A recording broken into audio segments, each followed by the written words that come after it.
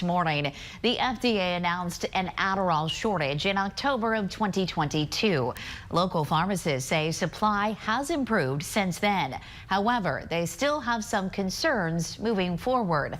WGEM's Ryan Hill joins us live in Quincy to explain the concerns. Ryan, good morning.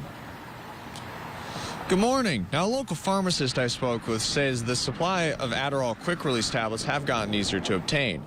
Now, the owner of Grand Pharmacy in Hannibal says their wholesale suppliers have been able to allocate most of what they need on a regular basis. He says they do still have some trouble getting the generic due to the high demand. While demand has slowed down during the summer months, he says it could go back up in the future. The beginning of school is coming up. A lot of kids will take a break from medications for ADHD during the summer, and so usually around the beginning of school we do have an increase in demand, and so I'm hoping it will be kind of rectified by then, but we just don't know. He says the generic instant release pills have been easier to get. Suppliers have allocated some of the generic extended release capsules, but they are still the most difficult to obtain. He says brand name medications are easier to obtain, but insurance doesn't cover that medication most of the time.